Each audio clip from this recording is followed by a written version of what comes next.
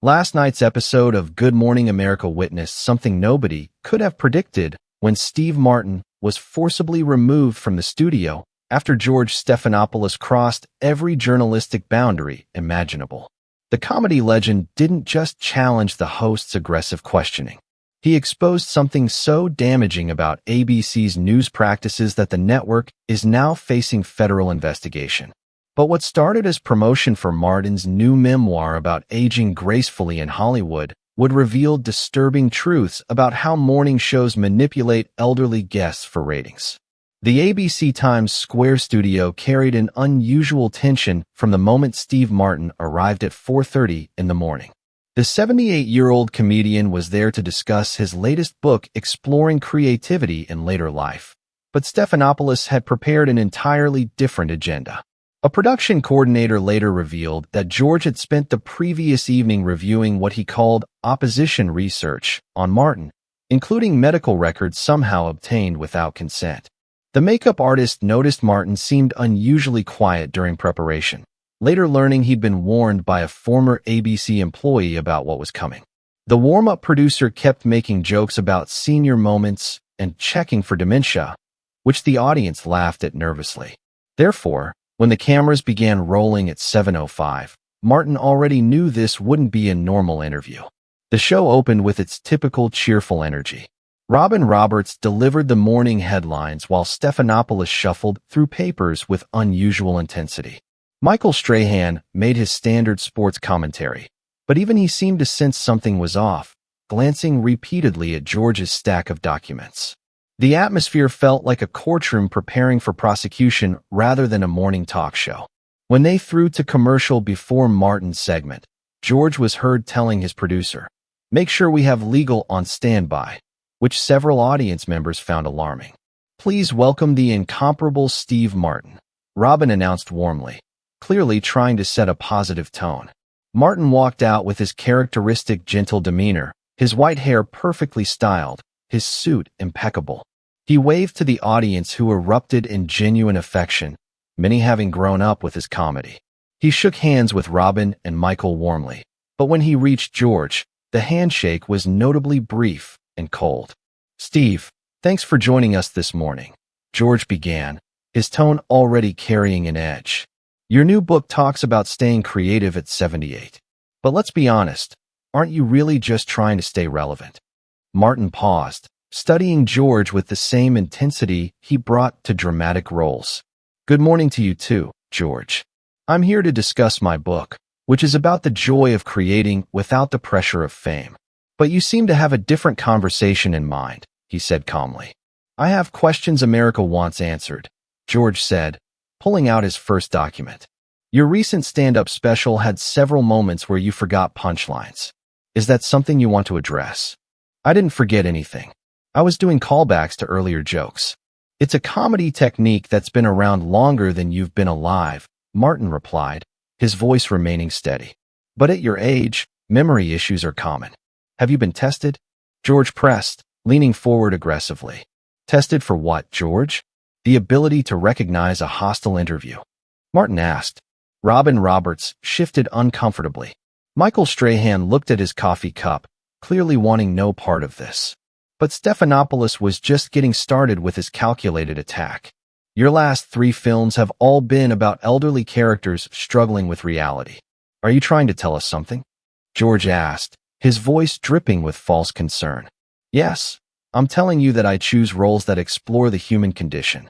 What are you trying to tell us with this line of questioning?" Martin countered. Therefore, the philosophical chess match had begun. But George revealed his first major attack. "Our research shows you've had 3 medical appointments with neurologists in the past year," he said, holding up documents. The studio went completely silent. Martin's calm never wavered, but his eyes hardened. "How did you obtain my private medical records?" he asked quietly. "We have our sources," George said dismissively. "That's illegal, George. Those are HIPAA violations. You're confessing to a federal crime on live television," Martin said, his voice carrying the weight of someone who understood the law. "We're journalists. We investigate," George defended weakly. "No, you're not investigating. You're violating. There's a significant difference," though you seem incapable of recognizing it, Martin replied.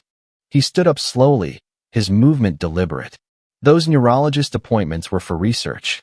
I'm playing a character with Parkinson's in my next film. But you didn't bother to find that out, did you? You just saw medical records and constructed a narrative, he said. Sit down, Steve. We're having a conversation, George commanded. No, we're not. You're conducting a hit piece. I'm defending myself against illegally obtained information, Martin corrected. But then he revealed something that shifted everything.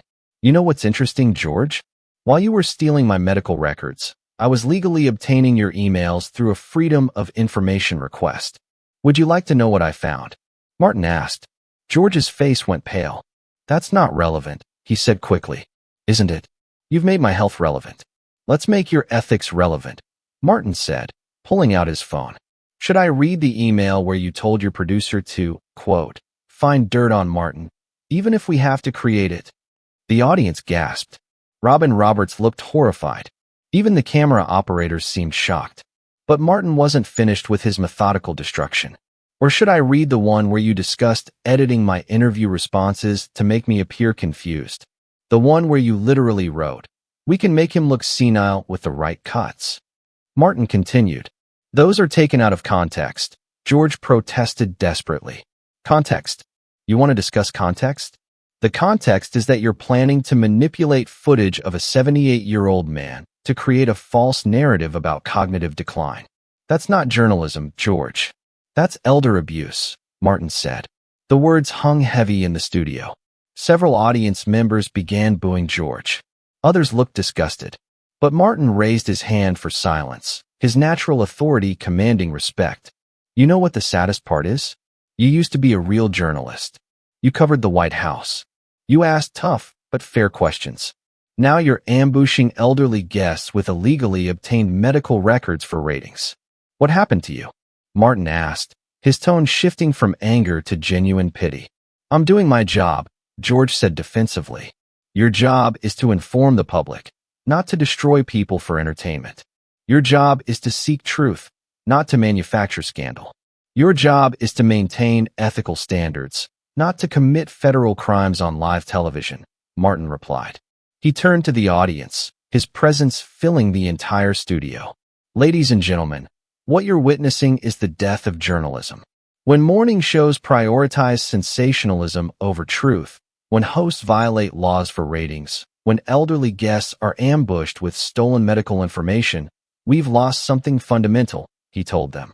You're being dramatic, George accused. Am I? You obtained my private medical records. You planned to edit footage to make me appear senile. You prepared what you called opposition research on a comedian promoting a book. If that's not dramatic, what is? Martin asked. But then he delivered a revelation that stunned everyone. You want to know what those neurologist appointments really revealed? I have an IQ of 152. My cognitive function tests are in the 99th percentile for any age. My memory scores are perfect. I'm not declining, George. But your ethics certainly are, he said. The contrast was devastating. Martin stood there, sharp as ever at 78, while George sat exposed as someone who would commit crimes for a story. But Martin had more evidence to reveal. Should I also mention the 17 other elderly guests you've done this to? I have their testimonies. Patricia Andrews, whom you made cry on air by suggesting she had dementia. Robert Chun, whose Parkinson's diagnosis you revealed without permission. Should I continue? Martin asked. Stop, George pleaded. Why? You never stop when your guests beg you to. You never stop when they're clearly uncomfortable. You never stop when you're violating their privacy. Why should I stop? Martin pressed. The parallel to their earlier exchange was perfect. George had no response. His mouth opened and closed soundlessly. But Martin showed unexpected mercy. I'll stop because I'm not you. I don't enjoy watching people squirm. But I want everyone watching to understand something important, Martin said, looking directly at the camera. Now, if you're watching this and you've ever felt dismissed because of your age, if you've ever been treated as less capable simply because you're older, please share this moment. Like this video. Subscribe to channels that expose this kind of discrimination. Your engagement, your simple act of clicking that subscribe button, helps other people see what's really happening in our media.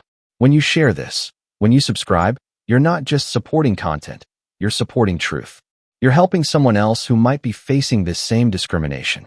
Every share reaches someone who needs to see that they're not alone, that their experiences matter, that age discrimination is real and wrong.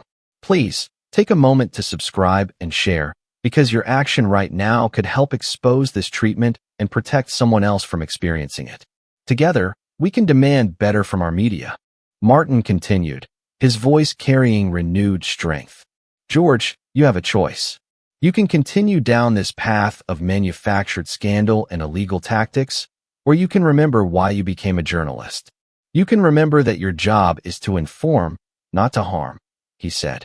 Get out, George said quietly, his authority completely shattered. I'm going. But first, let me tell you what happens next. My lawyers will be filing charges for HIPAA violations. The other 17 guests you victimized will be joining a class action lawsuit. ABC will be facing federal investigation. Your career as you know it is over, Martin said calmly. You can't prove anything, George said desperately. I already have. Every document you showed was marked with tracking metadata. We know exactly how you obtained them. Your source at the medical office has already been identified and has agreed to testify in exchange for immunity, Martin revealed. The tactical brilliance was complete. Martin had let George expose himself completely before revealing he'd been gathering evidence the entire time. It was a masterclass in strategic patience. This was a setup, George accused. No, this was accountability. You set yourself up the moment you decided to violate federal law for ratings. I just made sure there would be consequences, Martin corrected. He walked toward the exit, then turned back one final time. You know what comedy taught me, George? Timing is everything. You revealed your crimes at 7:12 a.m. on live television. By 7:30, federal investigators will have everything they need, he said. Security, remove him, George called out desperately. 2 security guards approached, but Martin held up his hand. I'm leaving. But forcibly removing a guest for exposing your crimes? That's going to look great in court, he said. The guards hesitated, looking between Martin and George. The entire studio was in chaos. Robin Roberts had tears in her eyes. Michael Strahan had actually stood up and was walking off the set himself. The audience was in uproar, many shouting shame at George. This is still my show, George said weakly. Was your show? Martin corrected. Past tense. You just committed career suicide on live television, and you're too arrogant to realize it. He looked one more time at the camera. To everyone who's been victimized by media manipulation, who's had their privacy violated, who's been ambushed for entertainment, today you got justice. Today, someone fought back and won, he said. As Martin walked off, something unprecedented happened. The entire studio audience stood and followed him out. They literally left the show, leaving George sitting alone at his desk, while cameras continued rolling. The symbolic abandonment was devastating. We're experiencing technical difficulties, George mumbled to the empty studio. But everyone knew the truth. There were no technical difficulties. There was just a corrupt journalist sitting alone, exposed and abandoned, while Steve Martin walked out with his dignity intact and justice in motion. Within minutes, the footage was everywhere. Hashtag Martin exposes GMA, trending globally.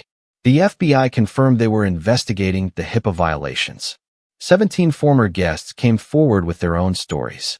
The evidence was overwhelming. ABC suspended George immediately, but the damage was catastrophic. Good Morning America lost 3 million viewers in a single day. Advertisers fled. The show that had been #1 for years suddenly faced cancellation. But the real impact went beyond ratings. Martin's stand sparked a national conversation about media ethics, elder discrimination, and the weaponization of private medical information. Universities began teaching the incident as a case study in journalistic malpractice. George Stephanopoulos was arrested 2 days later on federal charges. The image of him in handcuffs became the defining photo of journalism's ethical collapse. His Pulitzer nominations were revoked. His books were pulled from stores. His legacy was destroyed. Meanwhile, Steve Martin's book became a bestseller, but not because of the controversy. People bought it because they wanted to support someone who'd stood up to corruption. His next film, The one about Parkinson's he'd researched so carefully won him an honorary Oscar for raising awareness. The contrast couldn't have been starker. The 78-year-old comedian had exposed and destroyed a 53-year-old journalist not through comedy, but through careful preparation and strategic brilliance. He'd shown that age wasn't weakness, but wisdom. Most importantly, he'd demonstrated that illegal tactics and elder discrimination would no longer be tolerated. The media landscape changed forever because one comedian decided enough was enough and came prepared for war. The empty studio Martin left behind became iconic. Photos of George sitting alone while the audience filed out represented the moment journalism's credibility walked away. It showed what happens when media forgets its purpose and targets the vulnerable for sport. But there was one final twist that nobody saw coming. A week later, Martin returned to television, this time on a different network. He was asked about the incident. His response was perfect. "I spent 50 years making people laugh. But making George Stephanopoulos cry might be my greatest performance," he said with his characteristic deadpan delivery. The audience erupted in laughter and applause. But then Martin got serious. "We have to demand better from our media. We have to protect privacy. We have to respect age and experience. And sometimes, we have to fight back," he said. His final words resonated across generations. "I'm 78 years old. I've been in this business for 5 decades. And if someone thinks my age makes me an easy target, they're about to learn that experience means knowing how to fight smart, not just hard," he concluded. The investigation revealed that George had violated the privacy of over 40 guests over 3 years. Each violation carried potential prison time. His trial became a landmark case for media ethics and privacy rights. Martin never attended the trial. When asked why, he simply said, "I said what I needed to say. The law will handle the rest. I have comedy to create." At 78, Steve Martin had delivered his most important performance. Not a comedy routine or a dramatic role, but a real-life demonstration that dignity, preparation, and truth could defeat corruption, no matter how powerful it seemed. The man who'd made millions laugh had made millions think. He'd shown that age wasn't decline, but evolution. That experience wasn't weakness, but strength. That a 78-year-old comedian could destroy a 53-year-old journalist not through jokes, but through justice. George Stephanopoulos never returned to television. His name became synonymous with journalistic malpractice. The man who'd once interviewed presidents was reduced to a cautionary tale about what happens when media forgets its ethics. But Steve Martin continued creating, continued performing, continued inspiring. His stand against elder discrimination and media corruption became his most lasting legacy. At an age when many retreat, he'd advanced. At a time when many stay silent, he'd spoken. And in a moment when many would have crumbled, he'd stood firm. The morning show that had tried to humiliate him was gone. The host who'd tried to destroy him was facing prison. And Steve Martin, at 78, had proven that sometimes the best comedy isn't making people laugh. Sometimes it's making corruption cry. The empty chair George was left in became a monument to accountability. It represented every corrupt journalist exposed, every elderly person vindicated, every victim of media manipulation who finally saw justice. Steve Martin hadn't just walked off Good Morning America.